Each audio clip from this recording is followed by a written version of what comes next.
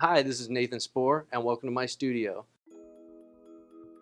Today we're going to see some things that no one's ever seen before. You're getting an exclusive behind-the-scenes peek at some brand new paintings in progress, drawings, sketches, preliminary works. Making art, at least for me, is a very solo experience. It's very much in a capsule, and there's not a lot of, it's not a spectator sport for the most part. Yeah, I've always felt that my paintings come from this odd in-between place, and I think I've heard other artists talk about this as well, that there's a place between being completely coherent and awake and absolutely asleep, that I think a lot of us call the in-between.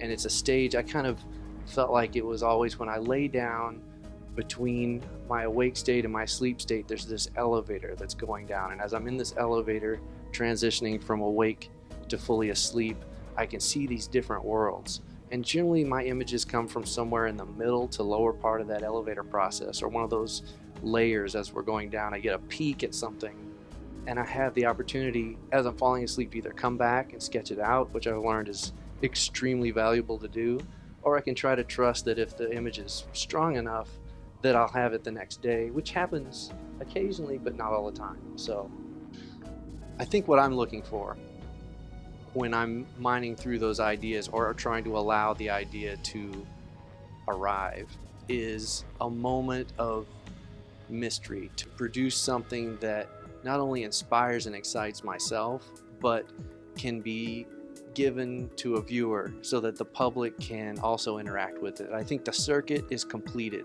once the viewer connects with the work, and that magical moment when the viewer is sucked into the world as well, when we're a part of one thing separately but together, is probably the one thing I'm looking for. I think there's a truth that's found in that moment that only the individual can relate to on their own level. I've seen this series that I've been working on progress for the last, since 2001, 2002, so for the past 12, 13 years. And I thought at some point that it would find a place to transition, like a hard transition into something else. And what I realized was, as an organic narrative, it continues. As life continues, as I, continue moving through this life, the artwork that I produce will also continue to have that life. It's one big series. It's not chronological as if like a comic book or as a graphic novel. It's chronological as dipping your toe into a stream. It's never the same stream per se, but it is the same body of water.